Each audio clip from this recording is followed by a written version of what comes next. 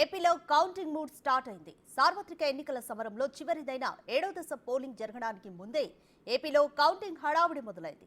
CEC video conference, CS review, political పార్టీల సమావేశాలు, పోలీసుల మాక్ డ్రిల్స్ తో ఏపీలో కౌంటింగ్ మూడ్ ఫుల్ గా కనిపిస్తుంది. జస్ట్ ఫ్యూ డేస్ ప్రజల ఆశీర్వాదం కూటమికా? రెండోసారి జగన్ సీఎం అవుతారా? కింగ్ ఎవరు, కంగు తినేది ఎవరు? ఇలాంటి ప్రశ్నలకు సమాధానం దొరికే రోజు జూన్ 4. ఎవరి ఫేట్ ఏంటో తెలిసే రోజు దగ్గరకొచ్చేసింది. మిగిలింది జస్ట్ 4-5 డేస్ మాత్రమే. ఎవరిని అదృష్టం వరిస్తుందో జూన్ 4న తేలిపోనుంది. స్పెషల్గా కింగ్ ఎవరో తెలిసిపోనుంది. ఈలోగా ఎన్నికల సంఘంతో సహా రాజకీయ పార్టీలు కౌంటింగ్కు సంబంధించి గ్రౌండ్ వర్క్ స్టార్ట్ చేశాయి.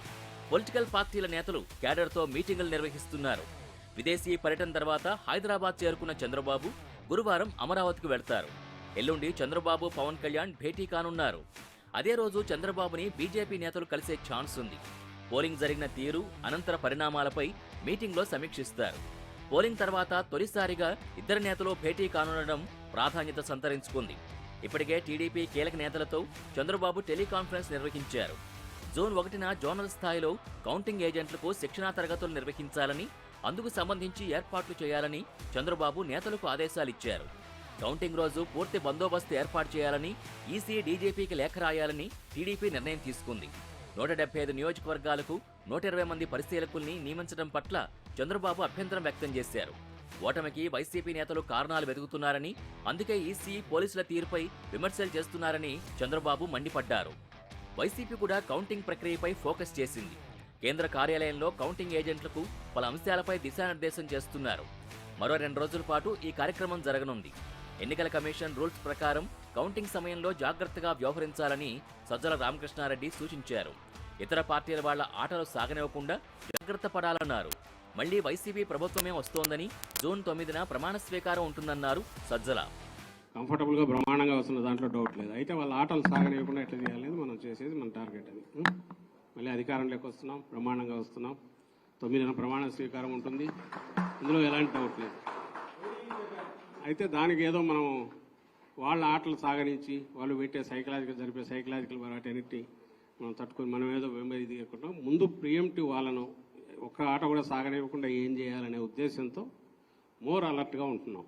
అది దృష్టిలో పెట్టుకుని చేసిన పొలిటికల్ పార్టీస్ ఏర్పాట్లు అలా ఉంటే, పోలింగ్ రోజు ఆ తర్వాత జరిగిన అల్లర్ల నేపథ్యంలో కేంద్ర ఎన్నికల సంఘం ఏపీపై ప్రత్యేక దృష్టి సారించింది. కౌంటింగ్పై కేంద్ర ఎన్నికల సంఘం అధికారులు వీడియో కాన్ఫరెన్స్ నిర్వహించారు. అమరావతి నుంచి రాష్ట్ర ప్రధాన ఎన్నికల అధికారి ముఖేష్ కుమార్ మీనాతో పాటు పోలీస్ అధికారులు, అన్ని జిల్లాల ఆర్ఓలు మీటింగ్లో పాల్గొన్నారు. Senior deputy election commissioner Nitish Vyas పలు సూచనలు చేశారు. అధికారులు ఖచ్చితంగా రూల్స్ పాటించాలని ఆదేశించారు. మరోవైపు ఏపీలో కౌంటింగ్ రోజు తర్వాత అల్లర్లు జరుగుతాయని ఇంటెలిజెన్స్ హెచ్చరించిన నేపథ్యంలో సెక్యూరిటీని మరింత టైట్ చేస్తున్నారు. ఇప్పటికే పోలీసు శాఖ గొడవలు తలెత్తితే ఎలా మేనేజ్ చేయాలో ప్రాక్టికల్గా అనేక మాక్ డ్రిల్స్ కూడా చేసింది. కౌంటింగ్ ప్రక్రియపై సీఎస్ జవహర్ రెడ్డి సమీక్ష నిర్వహించారు. ఎన్నికల ఫలితాల అనంతరం విజయోత్సవ ర్యాలీల నిర్వహణకు అనుమతులు లేవని ఇప్పటికే ప్రకటించారు. చట్టాన్ని అతిక్రమిస్తే ఎంతటి వారినైనా ఉపేక్షించేది లేదని స్పష్టం చేస్తున్నారు. శాంతియుత కౌంటింగ్ ప్రక్రియ నిర్వహణకు ప్రజలు, రాజకీయ నాయకులు సహకరించాలని కోరుతున్నారు. రాష్ట్ర వ్యాప్తంగా అన్ని హోటల్స్, లాడ్జీలలో ముమ్మర తనిఖీలు చేసి అనుమానితుల్ని అదుపులోకి తీసుకోవాలని జిల్లాల ఎస్పీల్ని డీజీపీ హరీష్ కుమార్ ఆదేశించారు.